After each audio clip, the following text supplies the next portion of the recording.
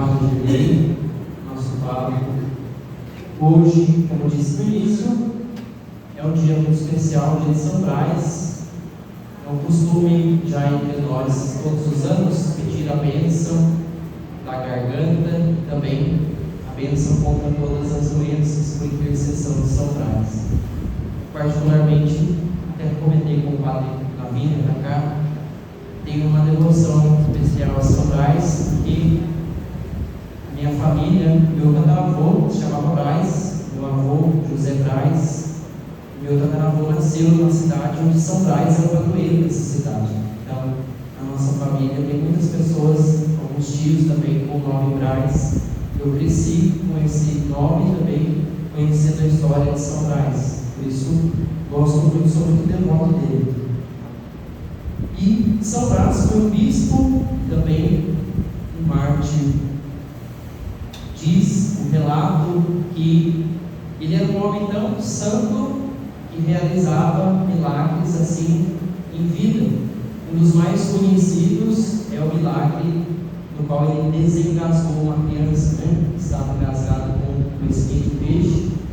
Em São Brás, então, o bispo fez uma oração por aquela criança e imediatamente a criança expeliu a espinha de peixe. Então, ficou muito conhecido.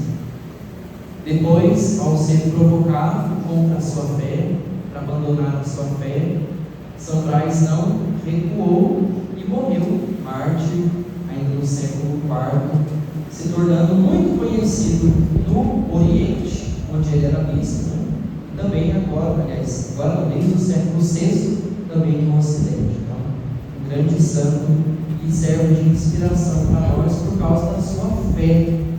Aliás, a fé é o tema central do Evangelho de hoje. A fé. Jesus cura através da fé. Tudo que Jesus realiza é através da fé. A primeira leitura que nós ouvimos, do relato sobre Absalão. Absalão é o filho do rei Davi. Em determinado momento, o filho se rebela contra o pai e ele quer tomar o trono, o reinado, o poder. E numa batalha contra as tropas reais, Absalão perde e parte em retirada, sai em debandada, e no caminho ele fica preso pelos cabelos numa árvore, e diz, no livro de Samuel, que a mula passa e ele fica suspenso. Então Joabe, que é um dos servos do rei Davi, vai lá e termina de matá-lo, com 3 dardos no peito. É interessante a imagem de Davi às portas da cidade, porque nos lembra muito a imagem do pai misericordioso no relato da parábola do filho pródigo. Parece que Davi está esperando o seu filho voltar.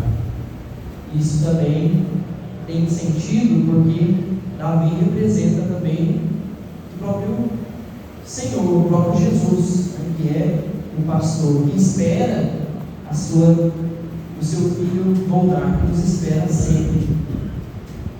O erro de Absalão de ter afrontado o pai, que era ao mesmo tempo seu pai e seu rei, é um erro muito grave mesmo, é um pecado grande. Mas isso não impede Davi de esperar o retorno do seu filho, nem de chorar pela morte do seu filho. É como diz o Salmo, Deus não se alegra pela morte do pecador. Deus se alegra pela conversão do pecador. Deus não se alegra quando alguém se perde. Deus não é sádico. A gente tem por aí os discursos assim, foi castigo divino. Não foi. Às vezes a pessoa colheu as próprias consequências daquilo que ela mesma plantou. Absalão colheu as consequências daquilo que ele plantou. E Davi ficou impotente, não pôde fazer nada, porque ele era simplesmente um homem. Porém, o Deus que nós servimos não é simplesmente um homem, é também, mas é Deus. E Ele tudo pode. E aí está a diferença para o Evangelho. Primeiro, a mulher a Heloísa, né?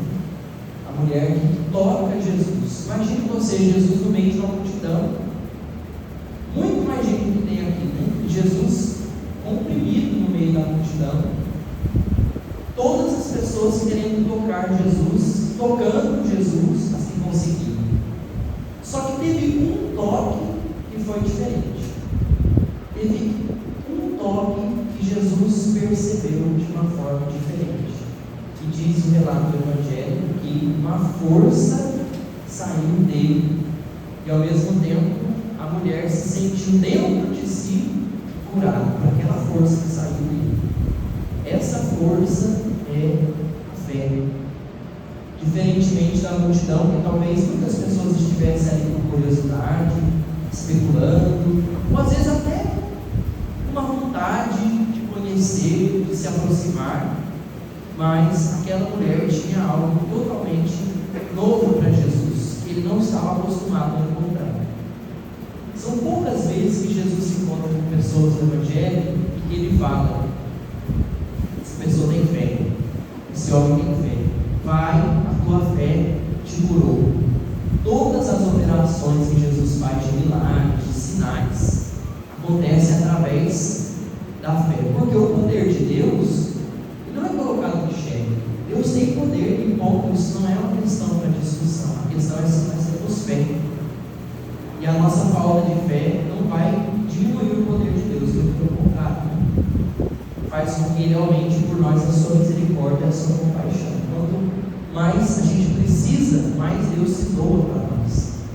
E a gente percebe isso também quando Jesus caminha para a casa daquele fariseu, mesmo depois de já ter sido informado que a criança tinha morrido, né?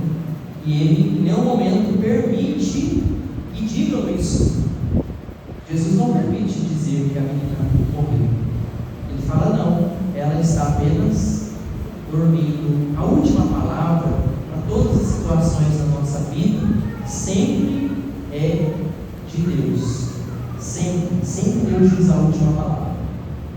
Você já deve ter visto muitas histórias e relatos de pessoas que foram desenganadas pelo médico, que receberam diagnósticos terríveis, rezaram, pediram com fé e receberam milagres, curas, porque a última palavra não é do médico, a última palavra é de Deus, sempre, em todas as situações.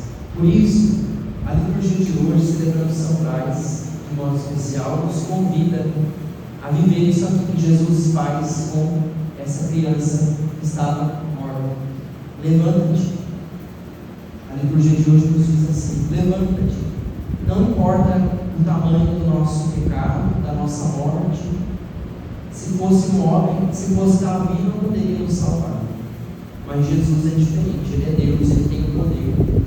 Por isso, não há razão para a gente desconfiar do poder de Deus.